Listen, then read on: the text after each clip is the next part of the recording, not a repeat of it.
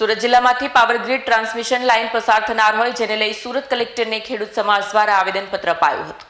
સુરત જિલ્લાના ઉલપાડ, કામરેજ, માંગરોળ, બારડોલી, પલસાણા, મહુવા, માંડવી તાલુકા ગામોમાંથી power grid transmission line પસાર થનાર છે જેને લઈ ખેડૂતોમાં રોષ જોવા મળ્યો છે અને ખેડૂતો દ્વારા પાવર ગ્રીડ ટ્રાન્સમિશન લાઇનના વિરોધમાં સુરત કલેક્ટર લાએ પહોંચી અસરગ્રસ્ત ખેડૂતોએ ગુજરાત ખેડૂત સમાજના નેજા હેઠળ કલેક્ટરને મળી આવેદનપત્ર આપ્યું હતું, જેમાં મોટી સંખ્યામાં અસરગ્રસ્ત ગામના ખેડૂતો જોડાયા હતા।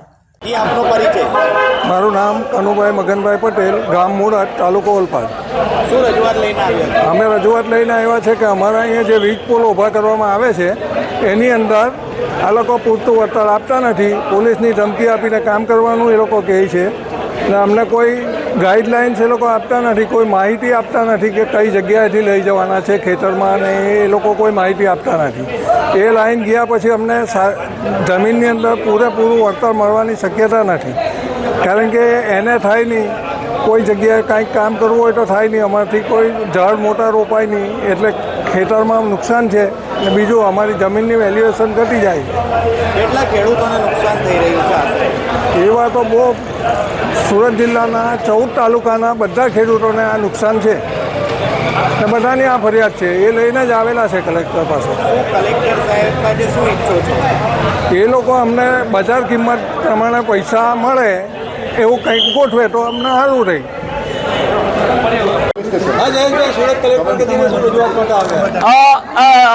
ગુજરાતના 20 જિલ્લાઓમાં અદાણી અને અંબાણી 765, 880, 800 અને 440 કેવીની ટાવર લાઇન નાખવા માટે સક્રિય થયા છે અને ગુજરાત સરકાર અને ભારત સરકાર, કારણ કે અંબાણી અને અદાણીના પ્રોજેક્ટ છે એટલા માટે વહીવટી તંત્ર અને પોલીસ તંત્રનો ગેરઉપયોગ, દુરુપયોગ કરીને ખેડૂતો ઉપર દમન કરે છે।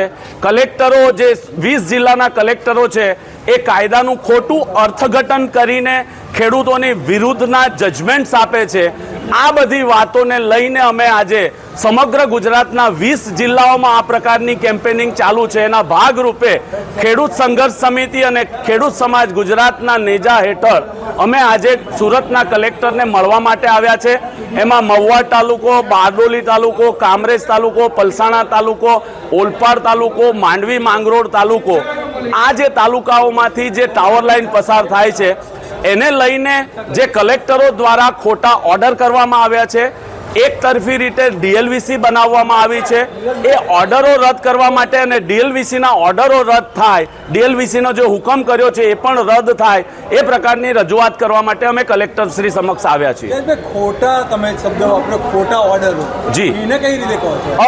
1885માં ટેલિગ્રાફ એક્ટ બનાવવામાં આવેલો, જે અંગ્રેજો દ્વારા ટેલિફોનના થાંભલા નાખવા માટે અને ટેલિકોમ્યુનિકેશન સિસ્ટમ ઝડપથી થઈ શકે એને માટે 9 ઇંચના કે 1 ફૂટના થાંભલાઓ ઊભા કરીને જે ટાવર લાઇન નાખવામાં આવતી હતી એને માટે આ કાયદો બનાવેલો। 2013માં જ્યારે જમીન સંપાદન કાયદો બનાવ્યો અને એ 1/1/2014ના દિવસે જ્યારે અમલવારી થાય ત્યારે આ બધા કાયદાઓ રદ કરવાના હતા। એના ભાગરૂપે 2024માં ટેલિગ્રાફ એક્ટ 1885 નાબૂદ થઈ ચૂક્યો છે।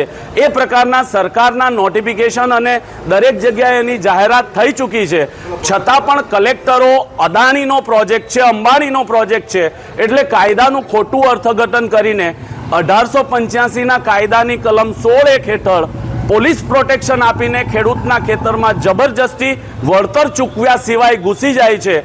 એ બાબતથી વાકેફ કરવા માટે અમે કલેક્ટરને આવ્યા છે, કલેક્ટરશ્રીને એ વાત કહેવા માટે આવ્યા છે કે 1885નો કાયદો રદ થયેલો છે। 2003ના ઇલેક્ટ્રિસિટી એક્ટ હેઠળ ખેડૂતને નોટિસ આપવામાં આવે છે, પણ કામ 1885ના કાયદા હેઠળ કરવામાં આવે છે, એ ખોટું છે।